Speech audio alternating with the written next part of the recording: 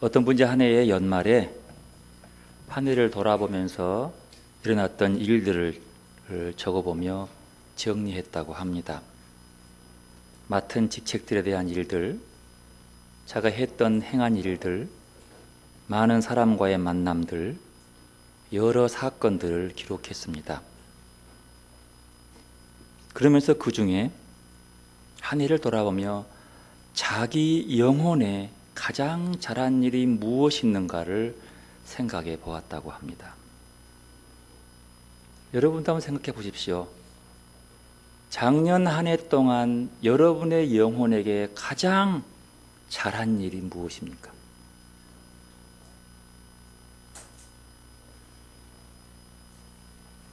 저도 그걸 안 물어봤어요. 그리고 이걸 다 읽고 아차 그렇구나. 내가 지난 한 해 동안 내 영혼에게 가장 잘한 일이 무엇이었을까? 뜨끔했습니다. 그분은 자기 영혼에게 가장 잘한 일을 회개라고 봤습니다. 왜 회개가 그분 영혼에 가장 잘한 일이었을까요?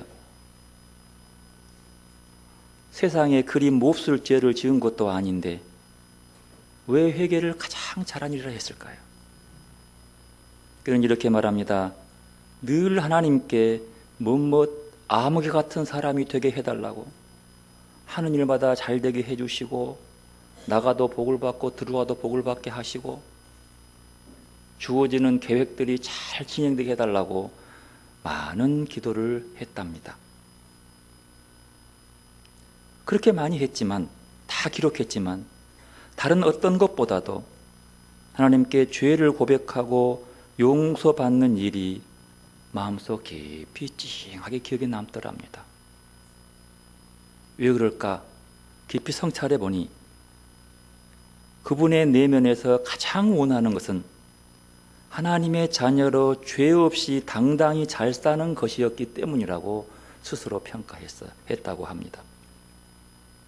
나의 내면에서 가장 원하는 것이 바로 하나님께서 원하는 것이며, 하나님께서는 우리의 내밀한 소원을 아시고 예수님을 보내주신 것임을 발견하게 되었답니다. 여러분, 새해를 계획하면서 이런저런 많은 것들을 계획하고 목표로 삼았을 것입니다. 그리스도인으로서 어떤 자세로 생활을 할 것이며 어떤 열매를 맺을 것인지에 대해서도 다짐했을 것입니다. 그러면 여러분, 새해에 여러분의 영혼에 가장 필요한 것이 무엇이겠습니까? 나중에 하나님 앞에서 떳떳하게 내어놓을 수 있는 가장 중요한 것이 무엇이라고 생각하십니까? 최소한 하나님 앞에서 떳떳하게 내 모습을 툭 내놓을 때 무엇을 내놓으시겠습니까? 하나님 앞에 설 때에 가장 중요한 것은 무엇일까요? 깨끗한 영혼입니다. 정결한 영혼입니다. 하나님 앞에 섰을 때에 내 깨끗하고 더럽혀지지 않는 영혼, 이걸 내어놓는 거예요. 그러기 위해서는 회개해야 합니다. 우리 영혼의 가장 중요한 것, 내 영혼을 깨끗하게 하고 정결하게 하는 것 딱 하나, 회개입니다. 회개하고 용서받는 것. 여러분, 이 사건들을 한번 기록해 놓으십시오. 우리 영혼이 맑은 그 영혼, 깨끗한 영혼은 하나님 앞에 떳떳하게 내어놓을 수 있는 것입니다. 회개는 이전에 복잡하고 지저분한 영혼들을 깨끗하게 씻고 성령으로 새롭게 되는 것을 뜻합니다. 올 한 해에 이런 깨끗한 영혼의 삶을 살지 않겠습니까? 우리가 영혼 내면 깊은 곳에서 진정으로 외치는 순수하고 거룩한 하나님의 자녀로 살면서 성령의 역사를 체험하며 은총과 평화를 누리며 살아가기를 바라는 그런 간절한 소원, 기도, 바로 이것을 하나님이 원하시는 겁니다. 아니, 이것을 위해서 예수님이 이 땅에 오셨다는 사실을 고백하지 않을 수가 없습니다. 우리 내면에서 가장 원하는 것, 바로 그것이 하나님의 자녀로서 정결하게 당당하게 잘 살 수 있는 것이어야 하지 않겠습니까? 오늘 요한복음 말씀에서 세례 요한이 선포한 세상 죄를 지고 가는 하나님의 어린 양은 우리 영혼에게 가장 필요한 분으로 오신 분임을 알려주고 있습니다. 이를 깨닫기 위해서는 먼저 현재 자신의 영혼에게 가장 필요한 것이 무엇인지를 바라보아야 합니다. 오늘 요한복음의 말씀 이전의 내용은 세례 요한이 자기는 엘리야도 아니고 그리스도가 아니라고 하면서 그리스도에 대해서, 메시아에 대해서 증언하는 이야기입니다. 세례 요한은 사람들이 메시아라고 생각할 만큼 권위가 있었고 존경받는 사람이었지만 결코 자기의 위치를 벗어나거나 넘어서지 않고 자기의 역할을 끝까지 고수한 신실한 사람이었습니다. 어떤 사람은 이것을 세례 요한의 자기 부정으로 봅니다.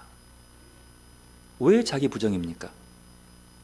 많은 사람들이 저 먼 유대 광야 요단 강변까지 세례 요한을 찾아왔습니다.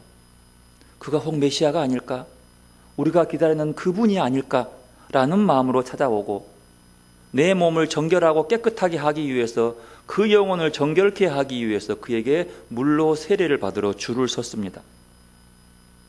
그러나 그는 자기를 보고 찾아온 그 사람들에게 내가 그 사람이 아니라고, 내 뒤에 오시는 분을 기다려야 한다고 그분들에게 슬쩍이 자기의 위치를 넘겨줍니다. 정작 예수님이 무리들 중에 섞여서 나아오자 세례 요한은 자기를 바라보고 자기 이름을 보고 자기의 세례를 보고 나온 그 많은 사람들에게 말합니다. 보십시오. 저분이 세상 죄를 지고 가는 하나님의 어린 양입니다. 그분을 바라보라고 큰 소리를 칩니다. 나를 보지 말고 이 사람을 보라고. 누구도 그의 행색이 흠모할 만하지 않았습니다.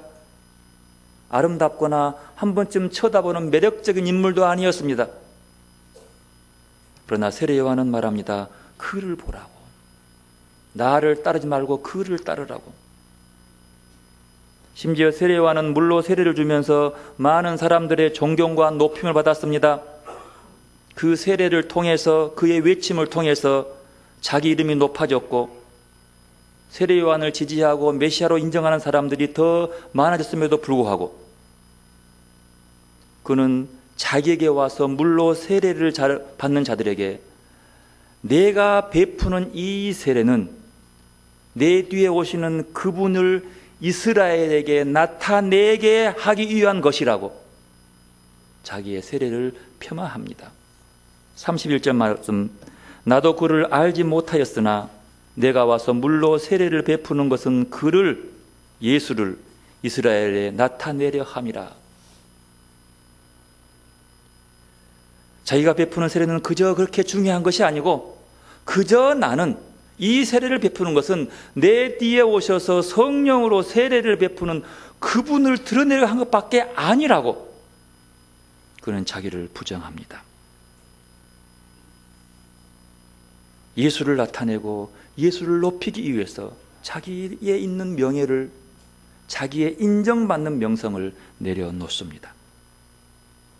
지금까지 많은 사람들에게 인정받고 쌓아온 자기의 명성, 지지 기반, 자기의 자랑도 다 내려놓고 그들에게 예수를 보고 그를 따라가라고 얘기합니다. 왜요? 왜 자기를 부인하는 것일까요? 그 뒤에 오시는 그 예수를 나타내기 위해서입니다. 더 나아가서 세례 요한은 지금까지 자기를 믿고 굳게 믿고 그 가르침에 순종하며 따라온 제자들에게까지도 이제 나를 보지 말고 저 하나님의 어린 양을 보고 따라가라고 제자들을 등을 밀어서 예수에게 보내버립니다. 철저한 내려놓음입니다. 이것이 바로 내가 죽고 예수로 사는 삶의 한 모습입니다.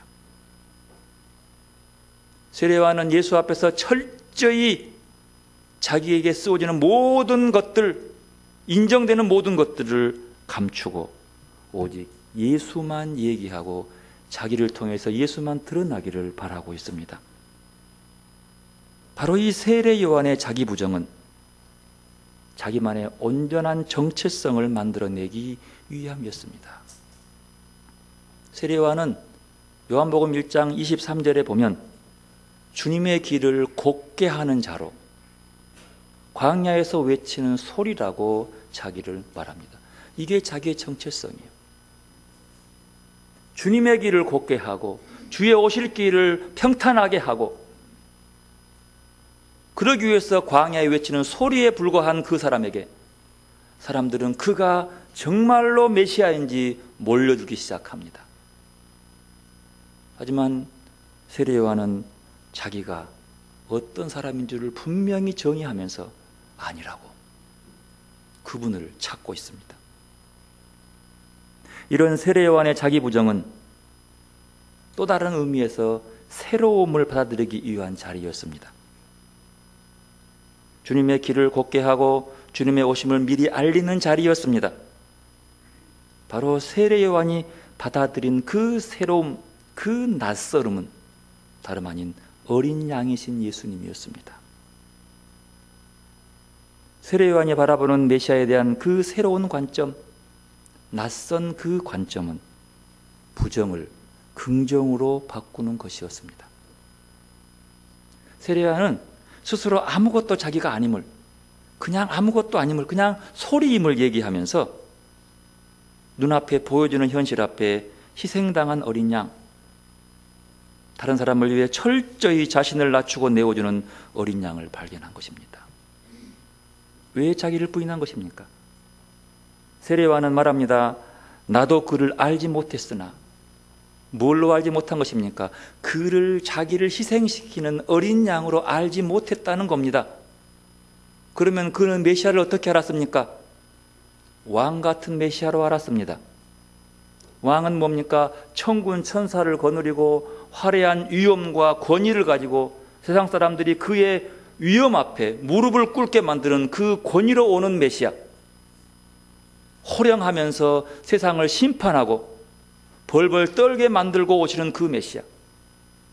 그래서 이 로마의 압제에서 금방 해방시켜줄 강력한 힘을 가지고 온 다윗 같은 왕을 기다렸습니다. 그게 그들이 기다리는 메시아였습니다. 그런데 세례 요한도 그 메시아의 길을 곱게 하기 위해서 그 길을 준비하고 있었는데 바로 그는 자기의 부정의 끝자락에서 어린 양을 통해서 하나님의 현존을 목 놓아 소리치는 그 사람이 되었습니다. 힘없고 다가오는 그 어린 양 같은 그 사람을 보고 하나님의 현존하심이 거기에 있음을 믿고 목 놓아 외치는 사람, 세상 죄를 지고 온 하나님의 어린 양이다. 이스라엘 사람 그 누구도 이런 초라한 어린 양을 메시아로 기다리지 않았습니다. 다윗 같은 메시아를 기다린 거예요. 어린 양, 구약성경의 어린 양은 크게 두 군데 나옵니다. 출애굽기 12장, 이사야 52장 53절에 보면 어린 양이 나옵니다. 출애굽할 때 죽음이 아닌 생명의 상징으로 어린 양이 등장합니다. 이사야는 죄 많은 이를 대신해서 그 죄를 짊어지신 고난받는 여호와의 종, 하나님의 종으로 어린 양을 표현합니다. 희생의 자리를 대변하는 존재가 어린 양이라는 상징을 고스란히 담고 있습니다. 이스라엘 민족이 출애굽하기 전 마지막 날 밤 어린 양을 잡아서 그 피를 문설주에 발라서 이스라엘의 모든 맏아들과 맏배가 살아난 것처럼 예수님께서는 당신의 피로 모든 죄를 씻어 없애시기 위해 당신 자신을 희생 제물로 내어놓으신 하나님의 어린 양을 말하고 있습니다. 이제 예수님의 피로 세상의 죄는 용서받게 될 것입니다. 주님의 종인 메시아가 사람들의 죄를 대신 짊어지고 죽음을 맞게 된다는 주제는 고난받는 종, 하나님의 종, 고난받는 하나님의 종, 이 이사야 52장, 53장의 노래에서 나옵니다. 요한은 예수님께서 바로 그 메시아임을 증언하고 있는 겁니다. 누구도 보지 못했어요.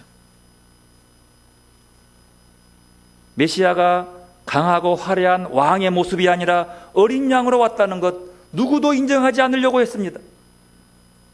어떻게 네가 하나님의 아들이고 네가 메시아냐고, 다윗 왕 같은 그런 메시아가 와야지 하면서 자기들이 갖고 있는 그 메시아 상에 굳어져 버린 대제사장들과 바리새인들은, 많은 유대인들은 그 메시아를 십자가에 못 박아 죽이고 맙니다. 세례 요한도 그들과 똑같은 메시아 상이었습니다. 힘이 있어야지. 하지만 그는 자기를 부인하고 자기의 갖고 있는 그 지식을 내려놓고 그 신학적, 교리적인 모든 것들을 부정하고 고난받고 우리를 위해 희생당한, 죄를 대신 짊어지는 그분을 보기 시작합니다. 어린 양으로 보는 거죠. 예수님은 우리를 강제로, 힘으로, 억지로 끌고 가지 않고 조용하고 부드럽게 우리를 부르십니다. 우리를 지배하고 다스리려고 하지 않고 우리를 섬기시다가, 종처럼 우리를 받들다가 우리 대신 십자가에 달려 돌아가신 그 하나님의 어린 양,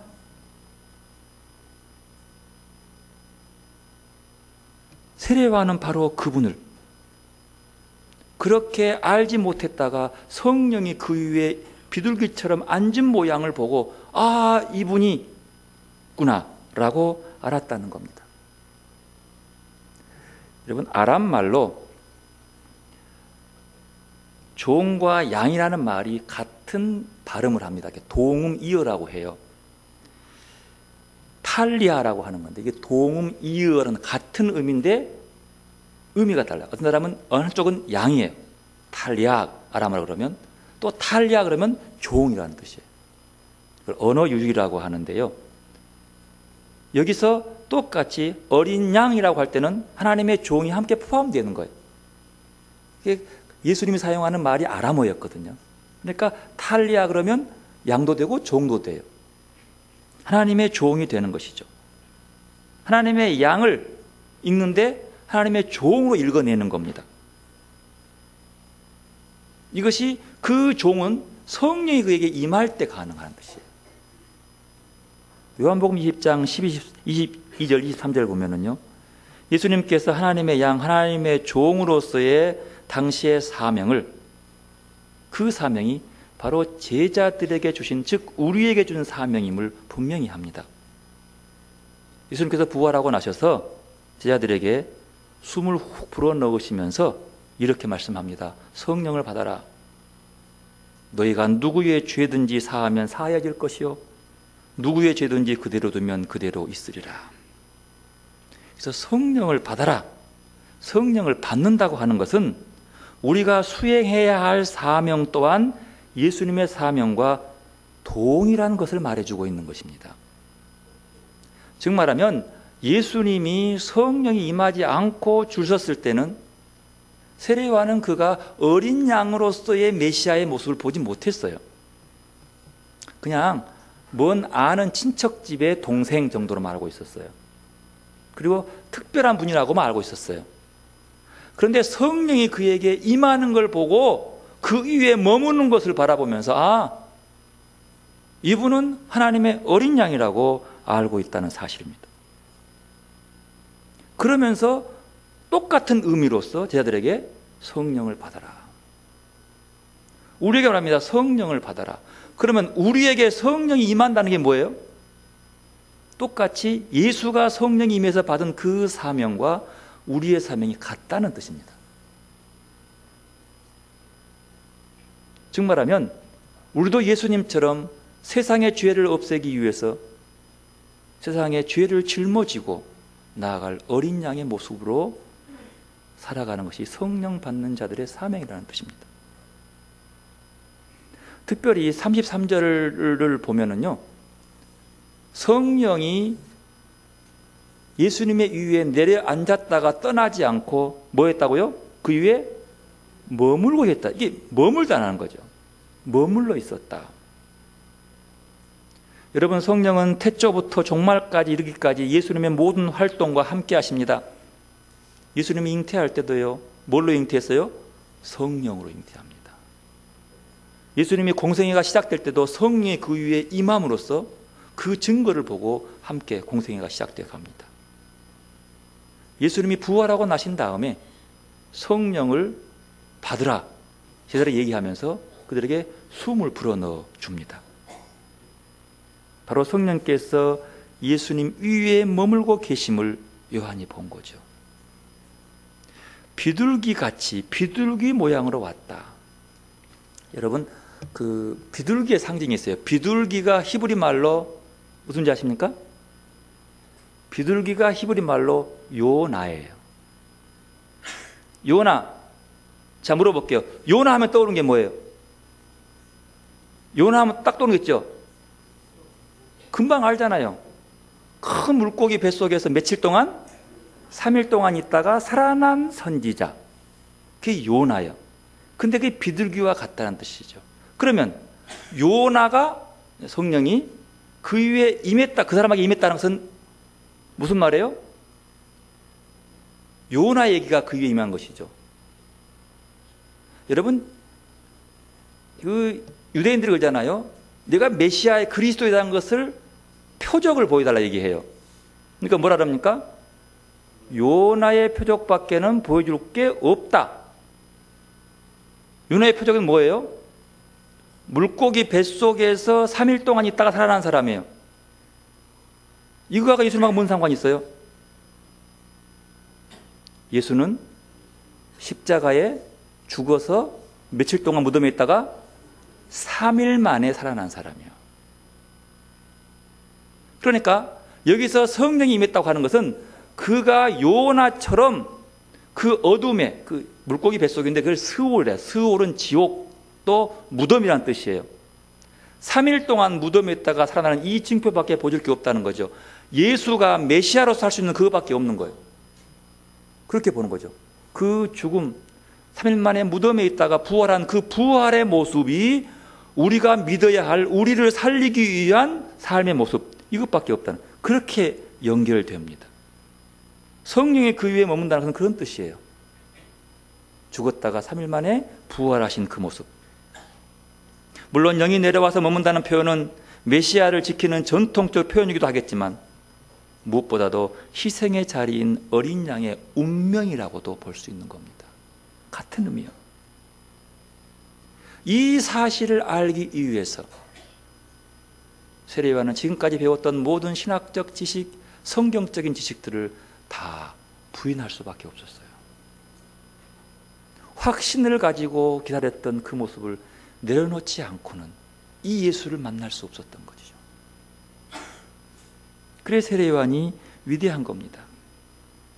그가 믿었던 모든 것들을 내려놓고 낯설게 다가오시는 그 예수를, 그 어린 양의 모습의 메시아를 인정하고 받고, 그리고 그분을 아는 것으로 자기 만족하고 자기가 위대하다고 자랑하지 않고 저분을 따라가야 한다고. 내 말이 아니라 그저 따라가라. 내 가르침의 신념이 아니라 그저 따라가라고 그를 소개하고 있습니다. 세상 죄를 대신 짊어지고 죄인의 자리에서 스스로를 자신을 내어 바치는 일, 그것이 어린 양이신 예수님의 일이지만 동시에 그 일 안에서 하나님의 사랑을 온전히 드러내고 있다는 사실.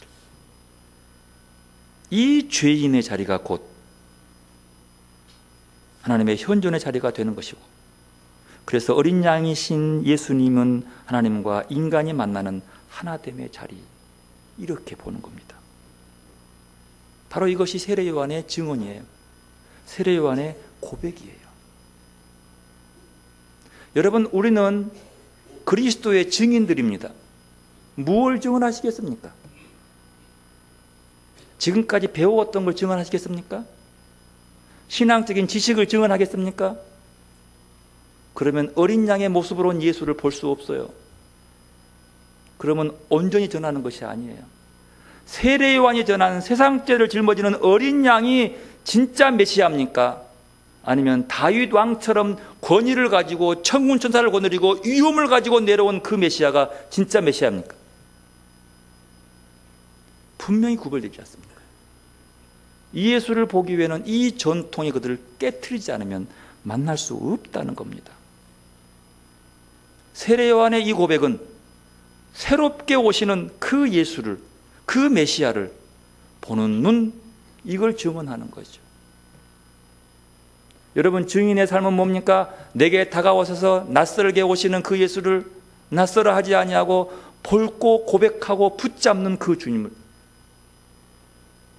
죄인이라고 취급받는 그 세리와 함께 밥을 먹으며 그에게 구원을 선포해주고 천벌을 받아서 병든 자들을 고쳐주면서 함께 식사하며 그들에게 죄 용서해주는 그분의 모습 앞에서 정말로 낯설고 놀라운 일이지만 예수를 보고 무릎 꿇고 그분을 따르는 자들에게 구원이 있고 그 예수를 증언하는 것이 예수의 증인이라는 거예요.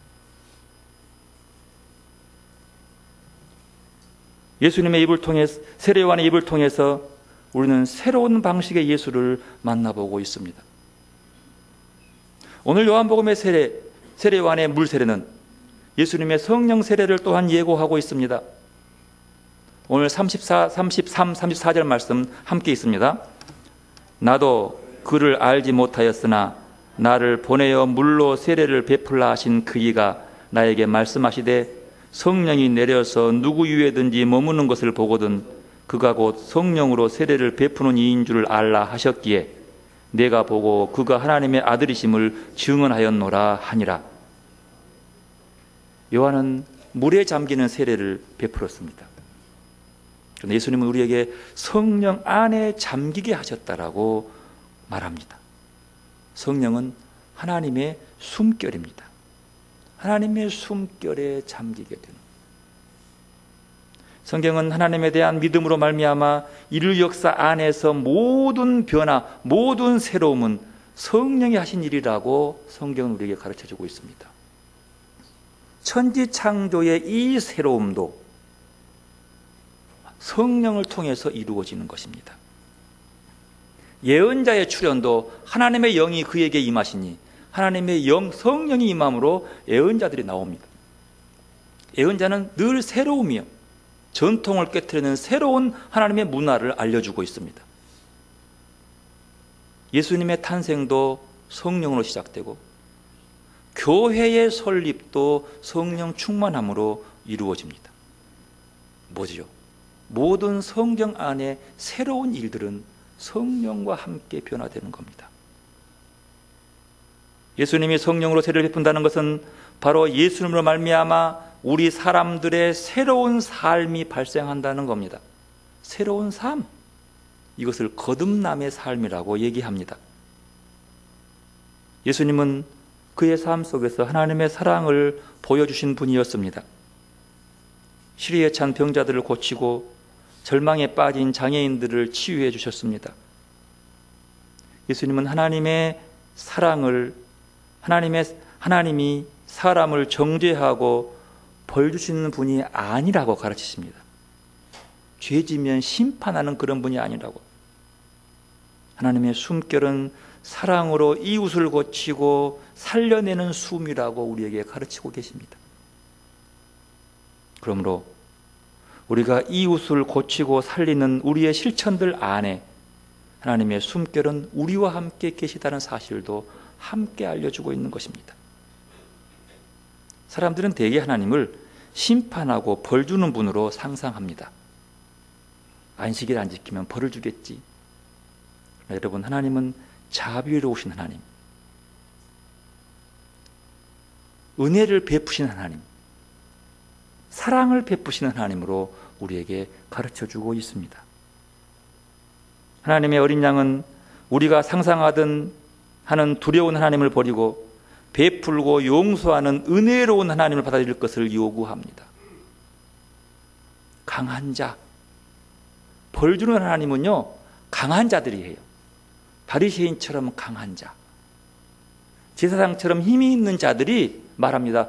너 안식일 안 지켰지? 너 벌 받는다.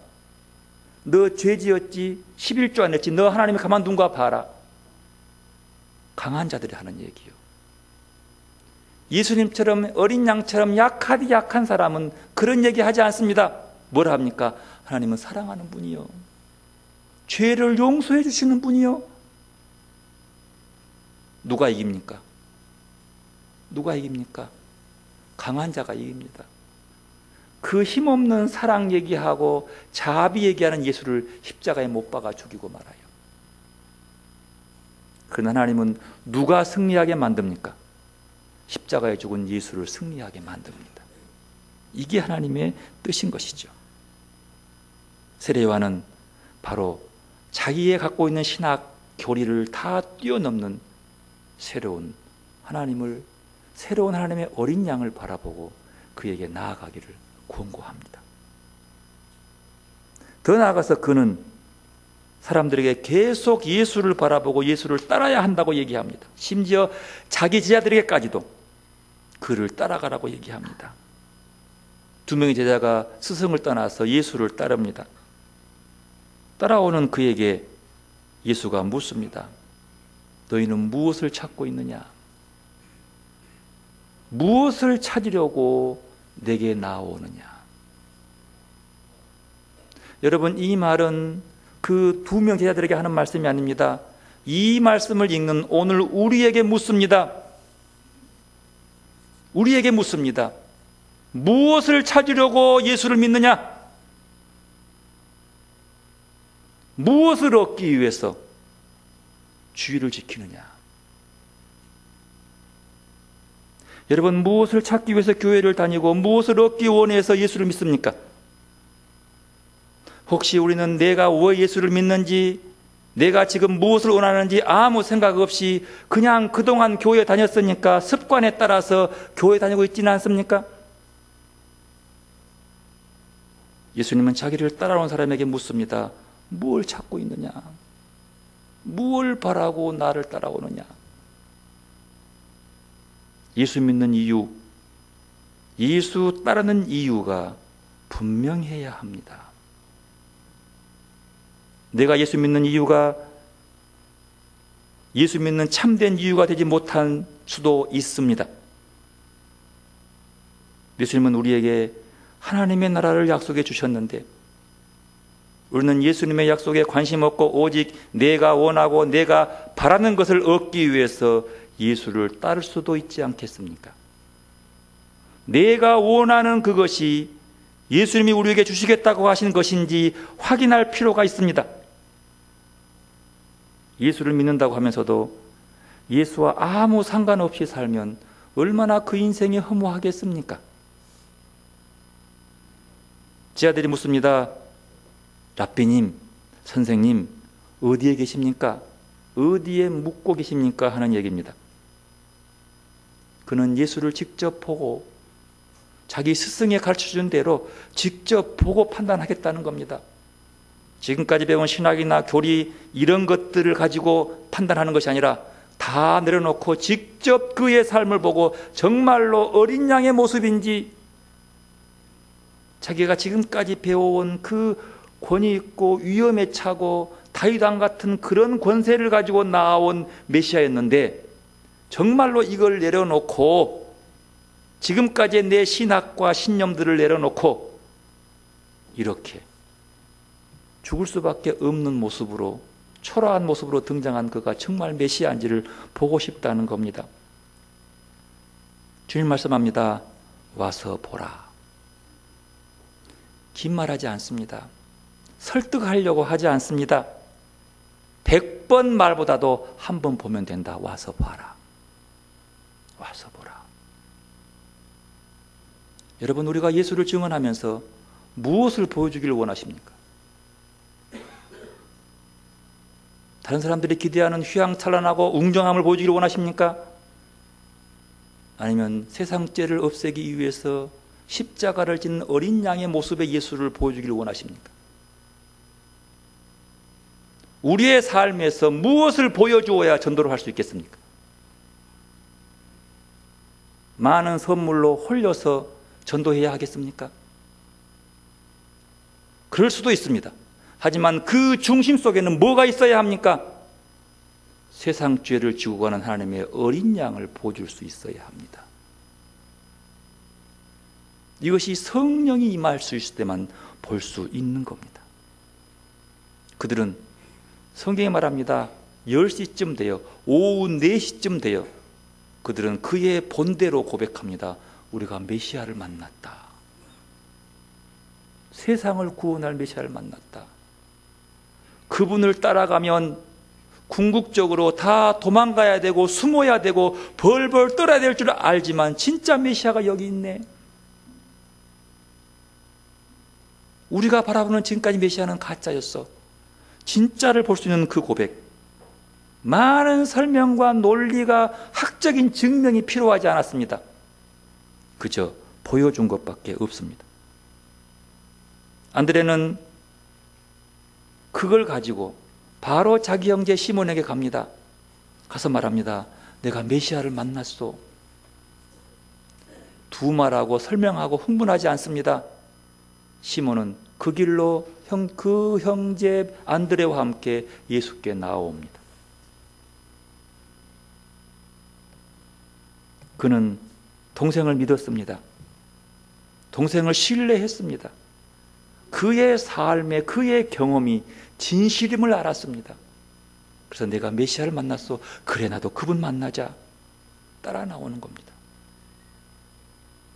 우리는 하나님이 하늘의 천군 천사를 거느리고 화려함과 위험 가운데 이 땅에 오시지 않고 세상 죄를 지고 가는 하나님의 어린 양으로서 도살장으로 끌려가는 주님의 현현, 나타나심, 그 주님을 주목해야 합니다.